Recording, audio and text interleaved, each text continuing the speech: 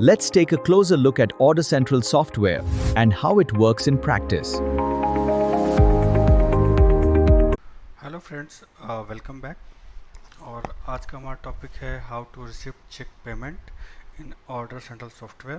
तो आज हम step by step process follow करेंगे कि एक पेमेंट की रिसिप्ट जो होती है, एक पेमेंट जब हम रिसिप्ट करते हैं ऑर्डर सेंट्रल में वाया चेक, जो हमें चेक मिला है, हमने उस चेक को डिपॉजिट किया है, उसे क्लियरेंस पे जब हमने सॉफ्टवेयर के अंदर पेमेंट रिसिप्ट की है, उसके क्या स्टेप्स हैं, चेक को अपने सिस्टम में ऑर्डर सेंट्रल में कैसे ट्रांसफ़र करना है बैंक में, आइए समझते हैं। तो चलते हैं अपने सॉफ्टवेयर के अंदर। तो फ्रेंड्स, हम आ गए हैं ऑर्डर सेंट्रल के अंदर। ऑर्डर सेंट्रल के अंदर चलते हैं, देखते हैं हमारे पास कोई पेंडिंग इनवॉइस पड़ी है, सेल्स इनवॉइस, जिसको हम पेमेंट रिसीव कर सकते हैं एज ए चेक। तो सबसे पहले हम ऑल सेल्स ऑर्डर में जाते हैं। यहाँ पे हम देखते हैं हमारे पास कोई इनवॉइस जो अनसेटल्ड हो, तो इसके लिए सबसे पहले हम इस पर टिक कर लेंगे। तो एक इनवॉइस मुझे जो है सेटल नहीं, फुल सेटल नहीं है, वो मिल गया है। इसका अमाउंट 868696 है। आइए इसको रिसीव करते हैं चेक के थ्रू। तो चलेंगे अपने सेल्स मॉडल के अंदर और करेंगे पेमेंट इन।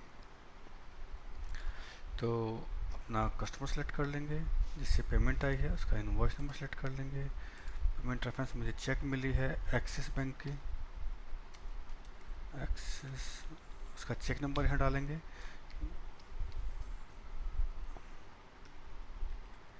तो ये हमने चेक का जो नंबर होता है वो डाल दिया है। पेमेंट टाइप होगी मेरी चेक। बैंक जो मेरा अपना है, जिसमें मुझे ट्रांसफ़र लेना है, वो है ICICI बैंक। अमाउंट है मेरा 8696, तो मैं यहाँ डाल दूँगा 8696। फुल पेमेंट वाया चेक, ये मेरा नरेशन हो गया, उसको मैं पोस्ट कर दूंगा। तो payment posted successfully in the system. तो अभी ये क्या हुआ है कि पेमेंट मेरे सिस्टम में आ गई है। तो मैं इसको वेरीफाई करूंगा कि चेक के अंदर, तो कैश एंड बैंक के अंदर मेरा ये चेक का एक मेन्यू आइटम है, इस पर क्लिक करेंगे। तो ये आप देखेंगे कि इस कस्टमर की इस सेल्स ऑर्डर में ये चेक नंबर हो गया, पेमेंट टाइप हो गया, डेट हो गई, उसका अमाउंट हो गया, स्टेटस नॉट पेड है, क्योंकि नॉट पेड इसलिए कि मैंने इसको अभी बैंक में ट्रांसफ़र नहीं किया है इसलिए, और ये इसका नरेशन हो गया। तो बैंक में ट्रांसफ़र करने के लिए इसे क्या करना पड़ेगा, हमारे पास ये ट्रांसफ़र टू बैंक का एक कॉलम है, और ये उसी के लिए एप्लीकेबल है जिसमें ये इस ट्रांसफ़र नो है।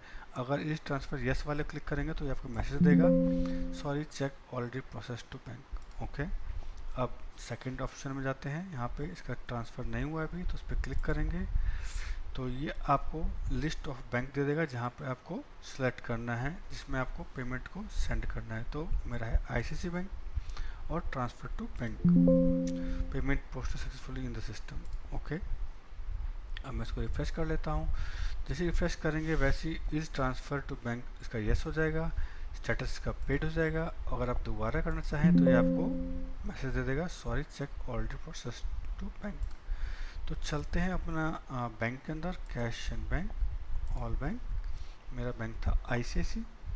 तो मैं इसकी ट्रांजेक्शन चेक कर लूँगा। सबसे पहले बैलेंस चेक करना है, तो मुझे बैलेंस यहाँ दिख गया है, ठीक है। तो मैं इसका ट्रांजेक्शन चेक कर लेता हूँ। तो यहाँ पर मेरे पास इस ट्रांजेक्शन डेट के अगेंस्ट में इस अकाउंट नंबर में पेमेंट रिसिप्ट हुई है वाया चेक, ये इसकी डेट हो गई, ये डिपॉजिट अमाउंट है 8696, ये मुझे पेमेंट रिसिप्ट हुई है। तो ये मेरा बैंक के अंदर आ गया है। तो ये था स्टेप्स चेक को रिसिप्ट करने का ऑर्डर सेंट्रल सॉफ्टवेयर के अंदर। Thank you.